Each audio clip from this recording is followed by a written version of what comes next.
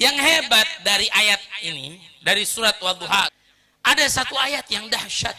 Ini khususiyat. Allah katakan wala saufa yu'tika rabbuka fatardo, dan akan Allah berikan segala sesuatu yang kamu inginkan sampai kamu puas, sampai kamu ridho. Apa yang menjadi keridhaan Nabi? Apa Nabi ridho dengan dunia, harta, benda, kemegahan? Bukan. Yang menjadi kepuasan Nabi itu kita semuanya, umatnya Nabi Muhammad. Apa kata Nabi dalam satu ungkapannya? Inni la ardo ahad min ummati dakhlan nar. Ya Allah, saya tidak ridho kalau ada satu umat saya masuk dalam api neraka.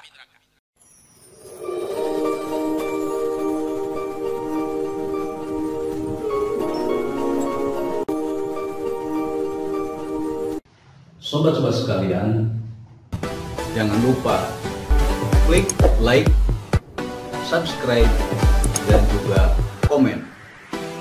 Selamat menyaksikan. Bismillahirrahmanirrahim. Assalamualaikum warahmatullahi wabarakatuh. Alhamdulillah مولانا الكريم وخليقنا العظيم الذي ليس كمثله شيء وهو السميع البصير. اللهم صل وسلم على سيدنا محمد نورك ساري ومدادك الجاري واجمعنا به في كل أطوار وعلى آله وصحبه يا نور. أما بعد. Segala puji dan syukur kita panjatkan kehadirat Allah Jalla Jalaluh. Salawat dan salam semoga selalu terlimpahkan kepada kekasih kita, pemimpin kita, penolong kita, penyatu kita, penyelamat kita, baginda Nabi kita Muhammad sallallahu alaihi wasallam beserta keluarga besarnya dan seluruh sahabatnya, juga para pengikutnya hingga hari kiamat. Hadirin hadirat, kita senang bahagia di pagi hari ini memperingati hari kelahiran manusia yang paling mulia, kekasih kita, panutan kita Nabi Muhammad, di mana memperingati maulid Nabi adalah cara agar kita bisa lebih dekat dengan Nabi Muhammad SAW, agar kita lebih mengenal Rasulullah. Hadirin hadirat, kita tidak hidup di zaman Rasulullah. Kita tidak pernah berjumpa dengan Rasulullah secara langsung. Kita tidak pernah bersama duduk dengan Rasulullah. Namun para ulama, mereka menuliskan kisah-kisah Rasulullah, maulid, sejarah, sirah, dan lain sebagainya. Tujuannya adalah supaya kita mengenal Rasulullah. Hasil akhirnya adalah dengan mengenal Rasulullah kita bisa meneladani Rasulullah. Tidak mungkin kita bisa meneladani Rasulullah, tidak mungkin kita bisa mengikuti Rasulullah kalau kita tidak kenal Rasulullah. Kalau kita tidak tahu Rasulullah, bagaimana kita bisa mengikutinya? Jadi permulaannya kita mengenal dulu. Setelah mengenal, nanti tumbuh rasa cinta. Kalau sudah cinta pada Rasulullah, pasti kita akan manut dan mengikuti Rasulullah. Kita baca banyak ayat-ayat Al-Quran yang berisi isyarat, petunjuk untuk kita agar kita mengikuti Rasulullah dan meneladani Rasulullah. Di dalam firman-Nya Allah menyatakan, "Qul in kuntum tuhibbunallah fattabi'uni yuhibbukumullah." Katakanlah, jika kamu cinta pada Allah, ikutilah aku. Yang dimaksud adalah Nabi Muhammad SAW. Maka kalian akan mendapat cinta Allah. Ayat lain juga mengatakan, "Qul hadhihi sabili ad'u ilallah ala basiratin ana wa manittaba'ani." Katakanlah, ini jalanku wahai Muhammad. Aku mengajak orang ke jalan Allah dengan hati. Aku dan siapa yang mau mengikutiku. Ayat lain kita baca, laqad kana lakum fi Rasulillahi uswatun hasanah. Allah jadikan di dalam diri Rasulullah teladan yang baik. Ini semua ayat menggambarkan supaya kita mengikuti Rasulullah. Seakan-akan Allah memberi petunjuk, isyarat untuk kita. Kalau kita mau senang, kalau kita mau bahagia, kalau kita mau selamat dalam hidup, maka ikutilah Nabi Muhammad. Itu maknanya. Apa yang ingin kita raih? Cinta Allah. Ikuti Nabi, kita dapat cintanya Allah. Ikuti Nabi, kita dapat pandangan Allah. Panutan yang harus kita ikuti Nabi Muhammad sallallahu alaihi wasallam. Makanya hadirin hadirat, satu-satunya yang kita ikuti, satu-satunya jalan yang kita tempuh adalah Nabi kita Muhammad. Cuma sayangnya banyak orang-orang kita lebih senang mengikuti yang bahkan tidak memberi manfaat untuk kita. Cinta atau mengidolakan yang bahkan tidak akan menolong kita di hari kiamat. Berapa banyak dari anak-anak kita senangnya sama artis, sama penyanyi. Apalagi yang muda-muda sekarang sama Korea-Koreaan. Ya mohon maaf saya sebut demi Allah, saya sumpah nih. Demi Allah, nanti di hari kiamat mereka nggak akan mampu menolong kita. Jangankan menolong kita, menolong diri mereka sendiri mereka tidak akan mampu. Apalagi menolong kita di hari yang genting. Nih hadirin hadirat. Pernah Rasulullah sallallahu alaihi wasallam terlambat wahyu. Di dalam tafsir disebutkan oleh Sayyidina Abdullah bin Abbas, salah satu sahabat Nabi dan sepupu Nabi yang ahli dalam Al-Quran. Beliau mengatakan kurang lebih 15 hari. Ada ahli tafsir mengatakan 30 hari, ada yang mengatakan 40 hari. Sampai orang-orang kafir Quraisy menghina Nabi. Rabbak tarakak, Rabbak yaghdab alaik. Tuhanmu meninggalkanmu. Tuhanmu marah kepadamu. Langsung Allah turunkan malaikat Jibril. Datang malaikat Jibril membawakan satu surat yang sering kita baca. Surat Makkiyah 11 ayat. Itu surat Ad-Duha. Ad-Duha wal laili idza saja ma wadda'aka rabbuka wa ma qala. Datang dah. Isinya wadduha, Allah bersumpah demi duha. Yang kita ketahui duha itu waktu setelah naiknya matahari sampai waktu zawal nanti nih. Matahari pas ada di atas kepala itu disebut namanya waktu duha, waktu zawal itu udah jaraknya. Namun para ahli tafsir mengatakan duha di sini maknanya siang hari karena setelahnya Allah bersumpah demi malam. Walaili idza saja, dan malam hari jika datang ketenangannya, kegelapannya. Baru Allah beri jawabul qasam, jawab dari sumpahnya apa? Ma waddaka rabbuka wa ma qala. Tuhanmu tidak akan meninggalkanmu. Tuhanmu tidak akan membencimu. Ahli tafsir mengatakan ma tarakak mundu ikhtarak wa la yaghdab 'alaika mundu ahabbak. Allah tidak akan meninggalkanmu setelah memilihmu, dan Allah tidak akan membencimu setelah Allah mencintaimu. Ini surat Wadduha nih, kalau kita baca, kita lagi sumpek, lagi sedih, lagi galau, lagi patah hati misalkan ya. Contoh ini dahsyat loh, ini surat Wadduha menghibur.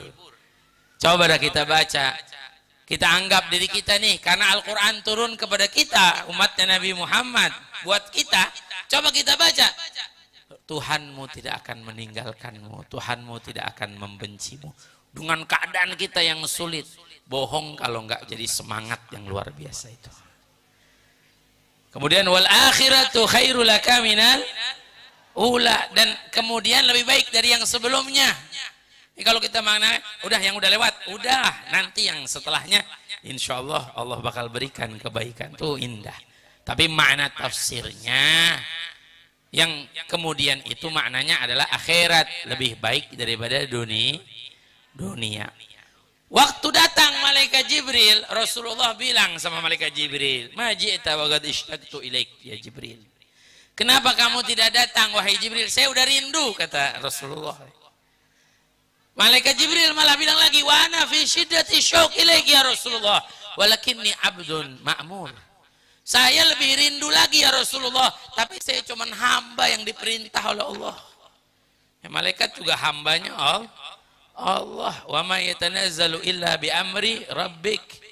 Tidaklah malaikat itu turun melainkan adalah perintah dari Allah Subhanahu wa taala. Yang hebat dari ayat ini, dari surat Wadduha, kalau dibahas satu sampai selesai panjang. Ada satu ayat yang dahsyat.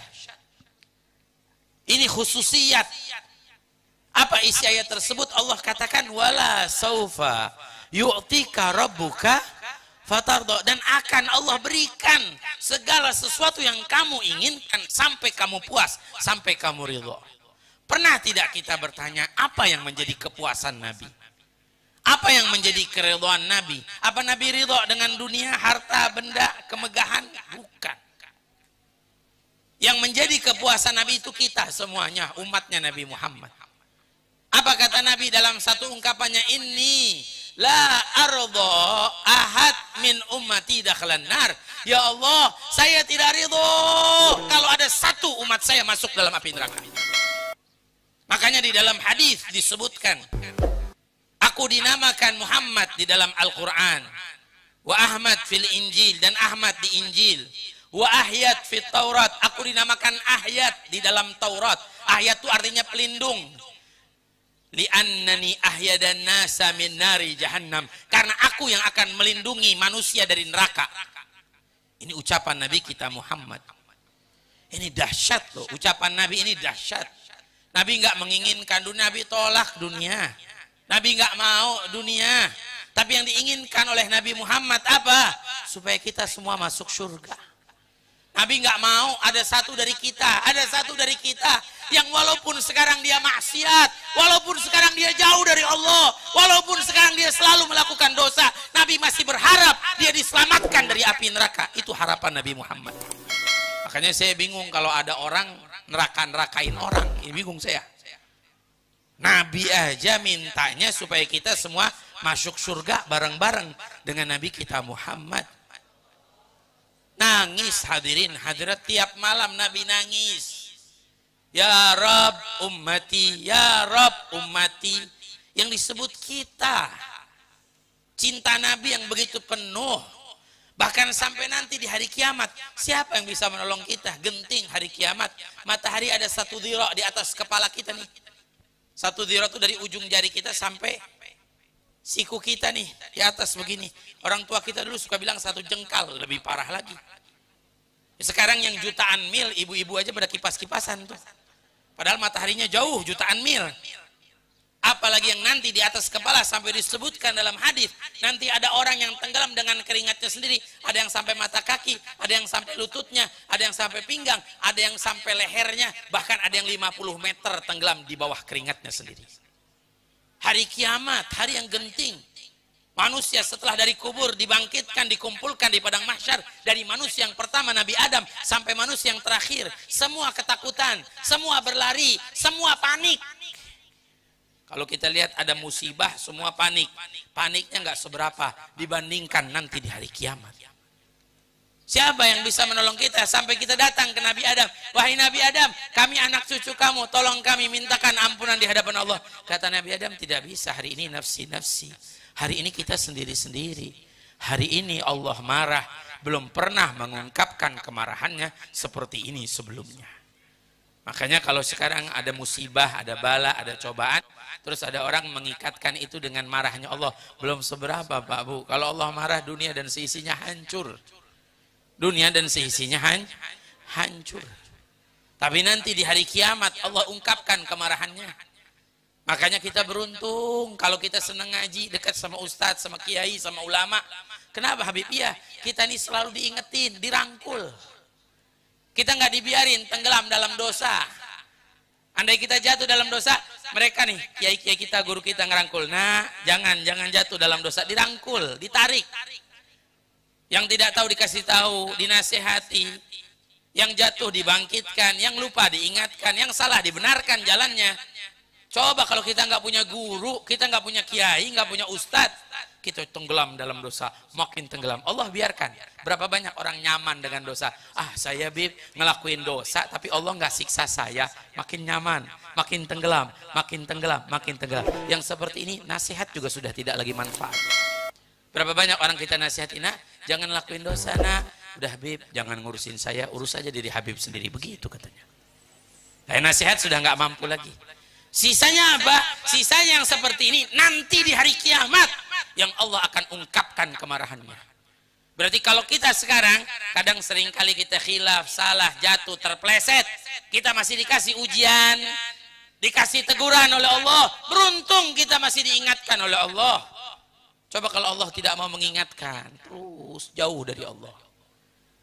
Itu di hari kiamat keadaannya seperti itu, genting. Yauma yafirrul mar'u min akhihi wa ummihi wa abi. Hari saudara lari sama saudaranya nggak mau ketemu. Saya nggak mau ketemu kakak, saya nggak mau ketemu adik. Kenapa? Tahu punya salah, punya dosa. Anak tidak mau ketemu orang tua tidak mau ketemu anak, tahu punya salah, punya dosa. Suami tidak mau ketemu istri, wa sahibatihi wa bani, tak mau ketemu. Kenapa? Karena tahu punya salah, punya dosa. Siapa yang menolongin kita hari kiamat? Ya, hari genting nih. Siapa yang mau bantu kita? Artis. Ayo anak-anak kita, penyanyi, pemain bola. Korea tuh yang didambakan oleh anak-anak muda perempuan zaman sekarang. Sampai histeris. Masya Allah. Demi Allah, untuk diri mereka sendiri mereka tidak bisa menolong. Apalagi menolong kita. Tapi satu-satunya yang nanti di hari kiamat tersenyum. Yang tidak akan menolak kita datang kepadanya, dia yang akan mengatakan analaha, saya untuknya. Siapa? Hanya Nabi kita Muhammad. Rasulullah bakal rangkul satu persatu umatnya, aku untuknya, ya Rabb ummati, ya Rabb, sampai Rasulullah sujud di padang mahsyar. Ini disebutkan loh. Sampai Allah nyatakan irfa ra'sak ya Muhammad, wasal tu'ta, washfa' tushaffa. Minta, angkatlah kepalamu wahai Muhammad, mintalah apa yang kau inginkan, berilah syafaat untuk mereka. Syafaat pertama yang akan diberikan disebut namanya syafaatul uzma, dipindahkan manusia dari padang mahsyar menuju ke mizan supaya cepat diperhitungkan oleh Allah. Saya mohon maaf, orang kafir juga dapat syafaat ini, orang kafir, tapi yang lainnya nggak dapat dia. Cuma dapatnya satu, itu dipindahin dari padang mahsyar. Karena di situ Allah ingin menunjukkan maqamul mahmud, kedudukan yang paling terpuji, dinamakan maqamul mahmud, makomnya Nabi kita Muhammad. Semua manusia tertunduk. Kalau sekarang ada orang yang senang lisannya ngehina Rasulullah, ngehina Nabi Muhammad, nanti di hari kiamat dia akan termasuk orang yang paling menunduk melihat bagaimana mulianya Rasulullah di hadapan seluruh manusia nanti. Jadi intinya yang saya sampaikan, yang bisa menolong kita adalah Nabi Muhammad. Jadi kalau kita mau selamat di dunia, kita ditolong sama Nabi, ayo kita ikuti akhlaknya Nabi. Saya punya pesan. Ini pesan saya bawa dari rumah, saya sengaja pengen nyampein di sini. Apa pesannya? Ayo mulai sekarang kita pakaikan diri kita, pakaikan istri anak-anak kita, pakaikan keluarga kita pakaian akhlaknya Rasulullah. Pakaian saya sebut pakaian ini kiasan. Maknanya kiasan, bukan pakaian maksudnya suruh pakai jubah, pakai imamah, bukan. Pakaikan anak kita akhlak Rasulullah, biar anak kita mempraktekkan akhlak Rasulullah, istri kita mempraktekkan akhlak Rasulullah. Ayo kita hidupkan. Dan inilah satu-satunya jalan yang akan menjadi perubahan dalam kehidupan kita. Kalau kita ingin perubahan dalam diri kita, ingin perubahan di sekeliling kita, ayo kita praktekkan akhlaknya Rasulullah. Mohon maaf, kita jauh dari pakaian akhlaknya Rasulullah. Kita lebih terbawa dengan akhlak-akhlaknya orang-orang yang bahkan tidak sujud kepada Allah. Anak-anak kita bahkan terbawa dengan akhlak-akhlaknya mereka. Sehingga apa? Orang-orang mulai melepaskan pakaian akhlak. Padahal akhlak itu penting loh. Kayak kita di pondok luar biasa. Salah satu keistimewaan kita nyekolahin anak di pondok, insya Allah anak-anak kita jadi anak-anak yang soleh-soleha, yang berakhlak, yang mulia. Sebab mohon maaf saya sebutkan, banyak di luar-luar sana anak-anak kita sampai pelajaran akhlak juga sudah mulai hilang. Padahal akhlak itu paling penting. Sampai ada muridnya Imam Malik bilang, saya belajar dengan Imam Malik 20 tahun. 18 tahun belajar akhlak, 2 tahun belajar ilmu. Ketika meninggal Imam Malik, saya nyesel. Andai saya bisa kembalikan waktu, akan saya jadikan 20 tahun saya belajar akhlak semuanya. Karena kenapa? Ketika meninggal Imam Malik, maka akhlaknya ikut pergi. Wa innamal umamu ma bagiyat fa inhum mudhahabat akhlaquhum mudhahabu. Umat-umat yang berakhlak, mereka orang-orang yang berakhlak itu nggak akan tersisa. Mereka pergi, meninggal satu persatu, akhlaknya juga pergi. Berapa banyak kita menyaksikan akhlak dari sepuh-sepuh kita, ulama-ulama kita, sekarang sulit kita dapatin. Artinya apa? Penting, akhlak penting. Ayo mulai sekarang pakaikan. Saya mohon maaf, ini bukan prediksi ya. Ini bukan ramalan. Tapi saya sebutkan, kita cek bareng-bareng. Bapak, Ibu, anak muda yang hadir di sini, santri, cek. Kalau orang melepaskan pakaian akhlak, itu pasti ada yang terjadi. Ini bukan ramalan. Apa saja di antaranya? Yang pertama akan terjadi kalau orang melepaskan pakaian akhlak, tidak mau ikuti Rasulullah, tidak mau berakhlak seperti akhlaknya Rasulullah. Yang pertama terjadi istihanah bil huguk. Orang-orang itu akan mempermainkan hak. Berapa banyak orang mempermainkan hak Allah? Tidak menjaga akhlaknya dengan Allah. Sholat 5 waktu dilalaikan. Puasa Ramadan siang-siang hari makan di hadapan kaum muslimin. Padahal beriman. Mempermainkan hak-hak hamba Allah. Berapa banyak anak yang mempermainkan hak orang tua, durhaka, kurang ajar. Berapa banyak orang tua yang mempermainkan hak anak, tidak memberi kasih sayang atau pilih kasih. Hak suami yang dipermainkan oleh istri, hak istri yang dipermainkan oleh suami. Berapa banyak yang mengeluh, yang cerita, yang curhat. Ini nyata loh. Padahal mereka perlu untuk kita berikan hak-haknya. Dan bahkan kehancuran, banyak kerusakan dalam rumah tangga dan lain sebagainya. Apa sebabnya? Kalau kita urut benangnya, pasti permasalahannya tentang hak yang tidak dipenuhi, tidak dijalankan. Yang isinya adalah kita jauh dari akhlaknya Rasulullah. Saya kemarin, Pak Bu, ketemu satu masalah, ada orang datang ke saya. Minta tolong dinasehatin anaknya. Ini anaknya anak asuh. Bapak ibunya tidak mengurus, bapaknya sudah meninggal, diasuh oleh keluarganya yang lain. Anak ini mulai dewasa agak ngelantur jalannya. Bib, tolong nasihatin ini anak. Saya bilang, ya sini duduk, saya mau nasihatin. Saya urut, kenapa ini, masalahnya apa? Ini anak tadinya baik, solehah, kok bisa berubah? Ternyata apa Pak Bu? Karena ayahnya sudah meninggal, ibu kandungnya tidak mengurusnya. Yang mengurusnya 2 orang tua yang bukan ibu kandung, yang mungkin nggak meluk, nggak memberi kasih sayang, nggak nyium anaknya. Sebab masalah tidak memberikan kasih sayang, si anak ini bisa ngelantur jalannya. Makanya mohon maaf Bapak Ibu, kita sama anak, kita memberikan kasih sayang itu haknya anak. Bapak Ibu yang punya anak di pondok pesantren, kita jangan sampai kita naruh anak kita di pondok pesantren terus kita nggak perhatiin, udah nggak apa-apa, aman di pondok pesantren. Bukan, tidak cukup. Mohon maaf saya sampaikan, Bapak Ibu harus tengokin. Minimal ada batas berapa bulan, tengokin, cek anak kita, lihat anak kita. Dan itu pun insya Allah jadi semangat untuk kita.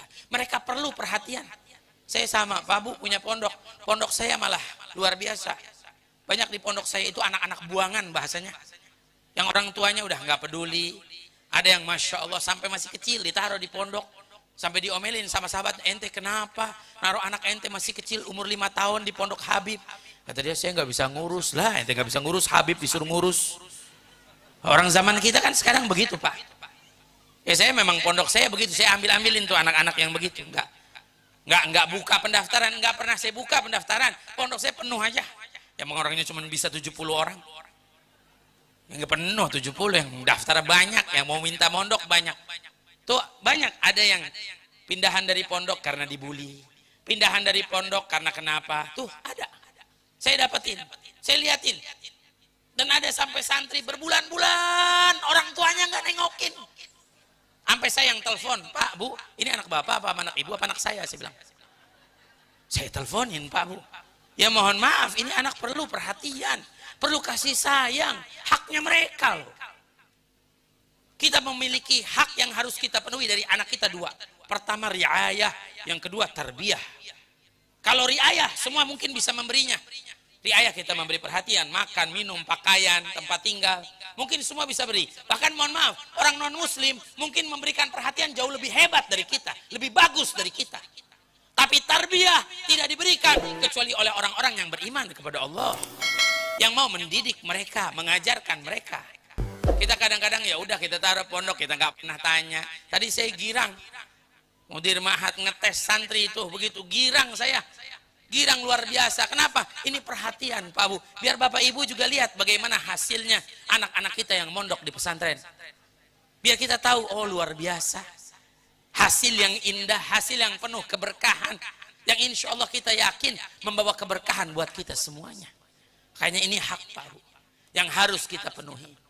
Mohon maaf, meluk anak kita, nyium anak kita yang masih kecil hak. Karena menumbuhkan rasa kasih sayang, perhatian.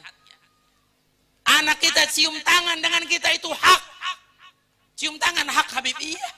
Agar apa? Agar tumbuh dalam hatinya rasa penghormatan. Supaya anak kita jadi anak yang soleh solehah. Mohon maaf Pak Bu, orang-orang soleh dulu nggak mengajarkan sama anaknya begini. Nah, saya ayah kamu, kamu hormatin saya. Enggak. Tapi cukup dengan anaknya cium tangan kepada orang tuanya, maka insya Allah tertanam di hati anak rasa penghormatan kepada orang tuanya, dan insya Allah anak itu tidak akan melawan pada orang tua. Ini sirnya Allah, rahasia Allah yang tidak pernah kita sadari. Makanya saya pesankan, ayo kita pakaikan pakaian akhlak. Supaya apa? Supaya kita tidak mempermainkan hak. Yang kedua, ta'assuban fil ara'. Orang-orang kalau tidak memakai pakaian akhlak, nggak mau ikutin akhlak Rasulullah, maka apa? Orang-orang itu akan fanatik buta dengan pendapat. Menurut saya, kata guru saya, sekarang kan banyak orang di zaman kita. Bahkan ada orang, Masya Allah, saya lihat di media sosial Pak Bu, ngaji juga enggak. Ngaji juga enggak, di pondok juga enggak, ngomong, seakan-akan Islamnya paling benar, yang lain salah semua. Kan ada yang begitu. Banyak, ini namanya ta'assuban fil ara', orang-orang fanatik buta. Bahkan kadang-kadang merasa dirinya lebih benar, bahkan lebih benar dari Allah, dari Rasulullah. Waliyadzubillah. Sampai ada bapak-bapak datang ke saya, Bib, ini gimana ya?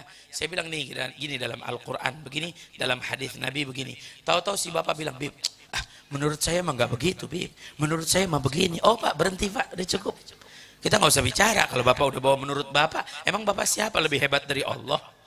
Lebih hebat dari Rasulullah. Tuh orang-orang kita sekarang. Ini kan saya sebutin tadi, orang-orang mempermainkan hak. Ada nggak yang begitu? Orang-orang fanatik buta dengan pendapat, ada nggak yang begitu?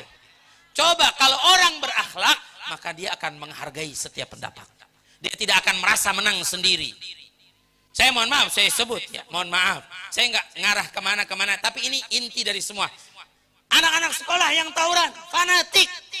Supporter bola yang tawuran, fanatik. Coba kalau mereka punya akhlak saling menerima. Pasti insya Allah kita selamat. Karena akhlak Rasulullah kunci keselamatan. Makanya saya pesan, ayo mulai sekarang kita pakaikan diri kita, anak kita, keluarga kita, pakaian akhlaknya Rasulullah Sallallahu Alaihi. Yang ketiga, tarafu'an lin nufus. Orang-orang kalau melepaskan pakaian akhlak, mereka akan bangga diri, sombong diri. Berapa banyak orang yang sombong dengan ilmunya? Berapa banyak orang yang sombong dengan hartanya? Berapa banyak orang yang sombong dengan kekayaannya? Berapa banyak orang yang sombong dengan jabatannya? Berapa banyak orang yang sombong dengan titelnya? Berapa banyak orang yang sombong dengan kekuasaannya? Padahal hakikatnya tidak ada alasan untuk kita sombong. Yang sombong apa? Sombong sekarang sehat bisa sakit, Pak Bu. Yang sombong sekarang kuat bisa lemah. Yang sombong sekarang muda, segar, bugar, bisa tua. Yang sombong banyak harta, bisa habis. Yang sombong dengan ilmu, bisa tiada keberkahannya. Maka hakikatnya sebenarnya kalau orang punya ilmu itu nggak akan sombong. Orang punya ilmu itu hakikatnya makin tawadhu, makin rendah hati. Ini apa? Alasannya semua masalahnya karena kita melepaskan pakaian akhlak Rasulullah. Terakhir, fasadan fil muamalah. Kalau orang melepaskan pakaian akhlak Rasulullah, maka akan rusak hubungan bermuamalah masyarakat. Kita sering terjadi tetangga sama tetangganya berselisih, cuman gara-gara parkir lewatin pintu dia sedikit berantem, ya ribut.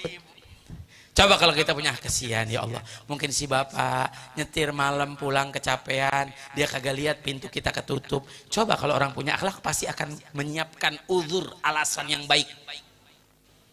Kalau kita enggak, ya Allah, sering yang berselisih, yang ribut, yang ini, jalan macet sedikit, klakson berantem di jalan. Ya kalau orang punya akhlak tidak begitu, Pak. Kalau orang mengamalkan akhlaknya Rasulullah, pasti dia akan mengamalkan, ngamalin ilmu sabar, ngamalin ilmu-ilmu yang lain yang diajarkan oleh Rasulullah.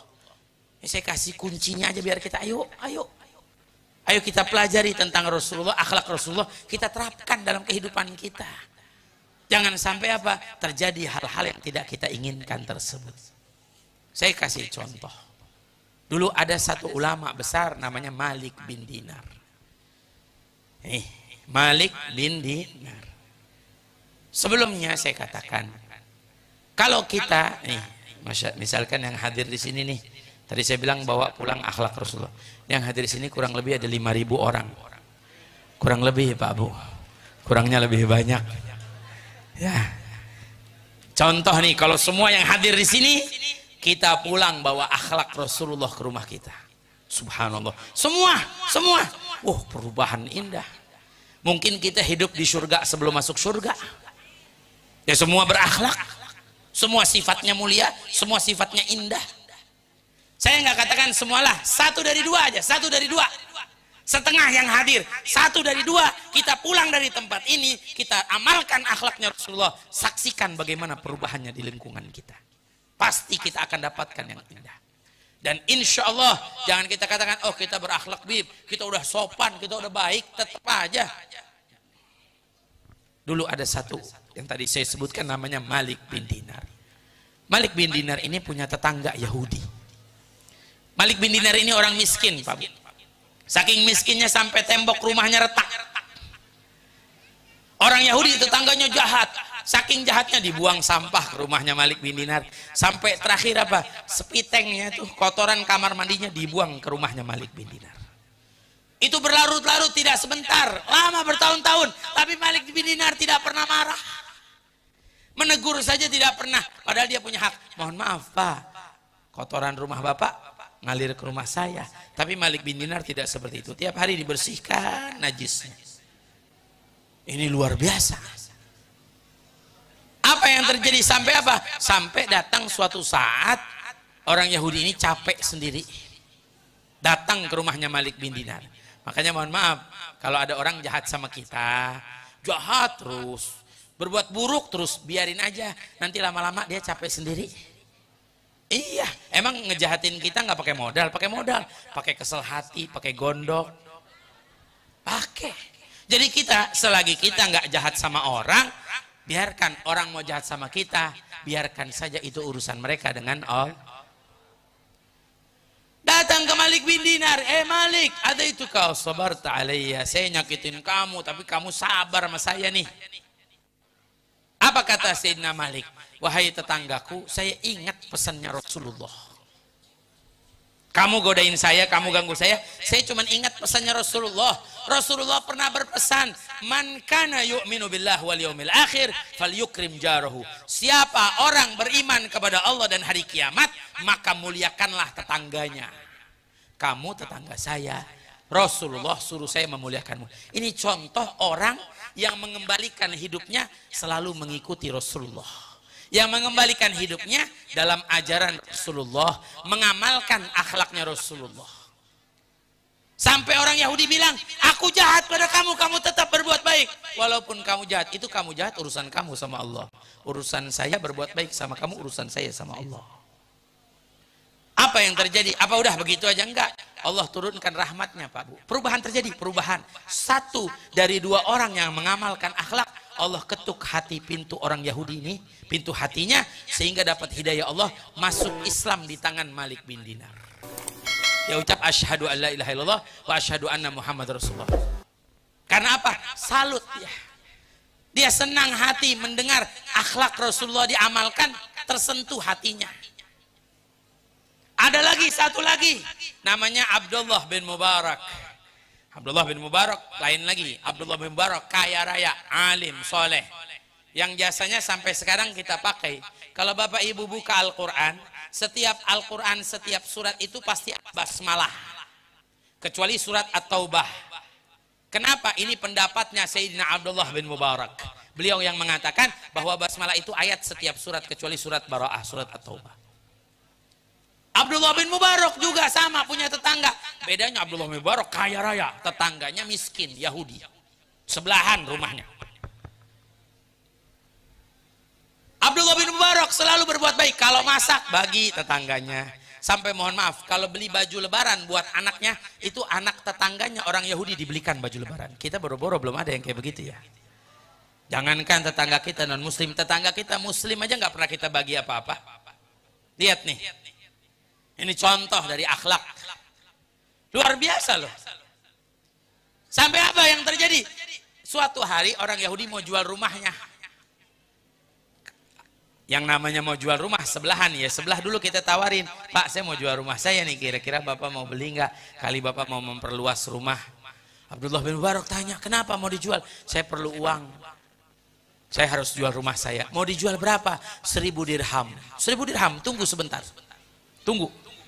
Masuk ke dalam rumahnya Pak Bu, ngambil uang 1000 dirham, bilang sama ini orang Yahudi, ini hadiah buat kamu, kamu jangan pindah dari sini. Kamu tetap tinggal di sini tuh. Dapetin nggak kita orang kayak begitu akhlaknya?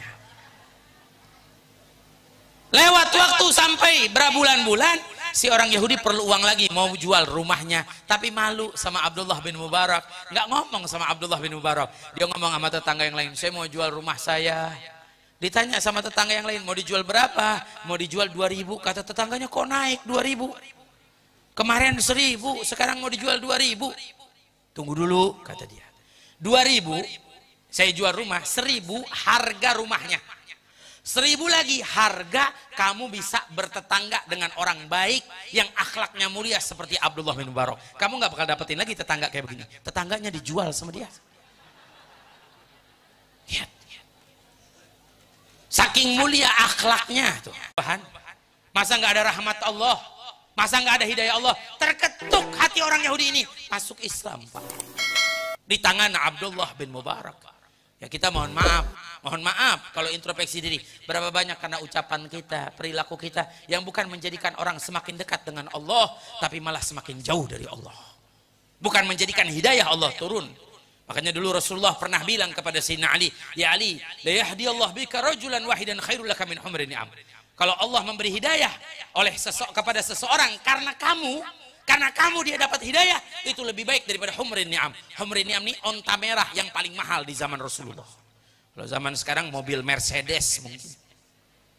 Bayangkan coba, kita berapa banyak ulah kita, perilaku kita, ucapan kita yang mendatangkan hidayah Allah, yang mendatangkan rahmat Allah, atau justru sebaliknya yang kita bawa bukan akhlak Rasulullah, menjadikan orang semakin jauh dari Allah. Nih Pak Bu, boleh nggak saya cerita lagi? Ya Pak, udah habis nih waktunya ya. Kepanjangan saya kalau disuruh ceramah begini. Habis enak banget ceramah di sini. Cuman di sini doang ceramah tenang, enak.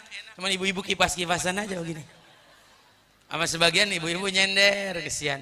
Ibu-ibu udah ada yang berubah, Bang. Duduknya udah berubah. Tadinya bersila, sampai tawarruk begitu tuh, kaki di belakang sampai selonjor. Tinggal berbahnya doang beloman. Ya, boleh dilanjut sedikit ya. Nih, dulu Sayyidina Hasan bin Ali, cucunya Rasulullah, pernah datang ada orang yang gak suka sama beliau, sama ayahnya. Datang ketemuin, kamu Hasan bin Ali? Iya, saya Al Hasan bin Ali. Ketahuilah ini orang nih gak sukanya sampai bilang, kamu dan ayah kamu adalah orang yang paling aku benci. Dan orang ini nggak sengaja, nggak cuman bilang doang, nggak dibuktiin, saking bencinya sampai diludahin wajahnya Sayyidina Hasan. Apa tahu setelah diludahin wajahnya, Hasan tangannya Pak Bu, ambil tangannya diusap ke wajahnya. Sami'tu an abi Ali, an Pak Bu mau pergi ke pasar, dia lupa kantong uangnya. Pergi ke masjid sholat, di sana ada Sayyidina Ali Zainal Abidin, terkenal Ali As-Sajjad, juluki Ali Zainal Abidin, Ali yang paling bagus ibadahnya. Ini uang, kantong uangnya dia lupa. Dia pergi ke pasar baru dia ingat, oh kantong uang. Pulang dari pasar lihat di masjid ada Sayyidina Ali lagi sholat. Karena emang orangnya selalu sholat. Sehari semalam itu nggak kurang sholat sunnahnya 1000 rakaat. Makanya dijulukinya Ali As-Sajjad, cucunya Nabi. Cicit, maaf. Ali ibn al-Husain ibn Fatimah Zahra binti Rasulillah. Karena dilihat orang yang sholat hanya Sayyidina Ali Zainal Abidin, langsung dia nuduh. Wah udah nih, nggak salah lagi, dia yang ngambil nih kantong uang saya. Langsung sampai disamperin lagi sholat. Udah dah, jangan lama-lama sholatnya, cepetin sholatnya. Marah Pak. Sayyidina Ali Zainal Abidin selesai sholat, bilang sama dia, ada apa Pak? Udah dah, jangan pakai ada apa. Jangan-jangan kamu yang ngambil uang saya nih. Ngaku aja, kamu ngambil uang saya kan, kantong uang saya. Tunggu dulu, kata. Karena nggak ada orang lagi di sini, cuman kamu yang sholat di sini. Kamu pasti. Ayo ke rumah saya. Di pertengahan jalan tanya, berapa uangnya yang hilang? Ada 1000 dirham. Diambil di rumahnya uang 1000 dirham, satu kantong dikasih. Ini uang 1000 dirham. Nah begitu dong, jangan nyuri-nyuri duit orang. Pergi dia Pak ke pasar. Beli barang-barang dagangannya. Pulang sampai rumah, istrinya manggil. Pak, gimana sih Bapak? Mau jalan ke pasar, mau belanja, kantong duitnya ditinggalin, gak dibawa. Duitnya di rumah Pak Bu. Lihat akhlak. Datang lagi ke sini, sampai ngerasa bersalah dia. Datang ke sini Ali Zainal Abidin. Bayangin coba, satu-satunya yang dituduh. Sebelumnya nanya rumah siapa ini? Ini rumahnya Ali Zainal Abidin, cicitnya Rasulullah. Langsung dia bilang, ya Allah, satu-satunya orang yang saya tuduh cucunya Rasulullah. Bayangkan, datang dia, minta maaf, maafin saya, baru dibuka pintu langsung minta maaf, tersungkur dia. Saya tidak sengaja, saya tidak tahu kantong saya ketinggalan di rumah. Saya telah mengambil, saya menuduh Anda, saya begini, saya mengatain kamu begini. Sayyidina Ali Zainal Abidin cuma senyum, udah nggak apa-apa kata Sayyidina Ali. Ini uangnya saya kembalikan, kantong uangnya. Apa kata Sayyidina Zainal Abidin? Ini ambil untuk kamu. Kami Ahlul Bait, keluarga Rasulullah, kalau sudah mengeluarkan sesuatu tidak akan mengembalikan lagi ke kantong kamu. Akhlak, akhlak mulia. Dari siapa? Cicitnya Nabi Muhammad. Pernah dikatain, dihina, kamu Ali Zainal Abidin? Iya saya Ali Zainal Abidin. La, anta Ali Syainal Abidin. Kamu Ali yang paling buruk ibadah. Marhaba. Kamu begini, kamu begini, kamu begini. Dikatain, dihina di depan mukanya Pak Bu. Coba kalau kita dikatain depan muka kita bagaimana? Sampai selesai. Sampai selesai dia bilang apa? Yang Allah tutupin, kata Sayyidina Ali dijawab nih. Sungguh terima kasih. Yang Allah tutupin kejelekan saya jauh lebih banyak yang kamu ucapkan. Diam dia. Tadinya dipikir buat marah. Akhirnya apa? Ini orang langsung tersungkur bilang minta maaf. Saya hanya orang yang perlu uang. Saya dijanjikan oleh gerombolan orang di sana. Kalau bisa membuat Ali Zainal Abidin marah, dijanjikan uang 1000 dirham. Sayyidina Ali pergi ke rumahnya, Pak. Bu, ambil uang 1000 dirham. Bilang, nih untuk kamu. Kamu tidak perlu mencaci maki. Saya berikan untuk kamu. Nah, ingin coba ada orang ngatain kita terus kita kasih duit. Kira-kira ada apa enggak? Enggak ada, Pak Bu. Akhlak. Makanya saya ingin mengajak, ayo kita pulang dari sini, kita amalkan akhlaknya Rasulullah dan kita saksikan perubahan. Pegang omongan saya Pak Bu, demi Allah, apa yang sekarang terjadi, apa masalah problema kehidupan kita yang sekarang kita ditakut-takuti, keadaan dan lain sebagainya, semua akan berubah menjadi baik kalau kita bawa akhlaknya Nabi kita Muhammad SAW. Hadirin hadirat, kalau boleh saya pesan satu terakhir, Pak Bu, jangan tinggalkan para ulama, jangan tinggalkan majelis ilmu. Nih pengajian seperti ini, insya Allah jadi saksi untuk kita di hari kiamat. Pahala yang besar dan keberkahan nanti sampai anak cucu kita. Kalau saya boleh cerita, saya pulang dari Yaman tahun 2007. Saya punya tetangga Pak Bu. 2007 sampai sekarang 2022 kurang lebih 15 tahun. Saya punya tetangga tadinya jauh dari Allah. Saya pulang karena dia kenal saya masih kecil, dia yang suka nganterin saya sekolah. Dia bilang sama saya, Bib, boleh nggak saya ikut ngaji? Saya bilang boleh. Kenapa nggak boleh ikut ngaji? Bib, saya begini, nggak apa-apa, itu masa lalu, nggak ada urusan. jalan sama saya sampai dia miskin, Pak. Dia nggak punya uang, nggak punya. Tapi dia bilang, Bib, saya kalau bantu dakwah nggak bisa bantu harta, tapi saya punya tenaga, saya punya motor. Habib mau ngajar di mana saya anterin. Dia sering curhat sama saya, Bib, anak saya 3, 2 laki 1 perempuan. Saya khawatir pergaulan zaman sekarang. Saya bilang tenang, jangan khawatir, kita ngaji. Insya Allah Allah beri keberkahan. Doain di majelis biar anak kita jadi anak soleh solehah. Subhanallah Pak Bu, saya baru sadar kemarin. Saya ingat-ingat urut-urut ini anaknya dia yang pertengahan, yang tengah, laki masuk pondok pesantren. Selama berapa tahun sekarang sudah jadi ustadz Pak Bu. Sudah jadi ustadz. Yang kecil yang perempuan sekarang masuk pondok yang sama bakal jadi calon ustadzah. Anak yang paling tua ini yang membuat saya sadar karena saya ngajar di majelis Rasulullah. Saya lihat ini anak yang paling tua selalu hadir di depan. Di majelis di sana hadir, di sana hadir. Sampai saya tanya sama ayahnya, Pak, anak bapak yang besar nggak kerja? Ya Bib, kemarin kerja malam. Mereka katanya kerja malam nggak bisa ngaji Bib. Akhirnya dia nyari kerja siang supaya malam bisa ngaji. Saya bilang Masya Allah. Saya langsung ngomong ini, Pak, bapak bukan kiai, bukan ustadz, bukan orang alim, tapi berkah cinta bapak sama orang soleh, hadirnya bapak di majelis, Allah jadikan tuh anak-anak bapak soleh solehah, anak-anak yang diharapkan oleh setiap orang tua.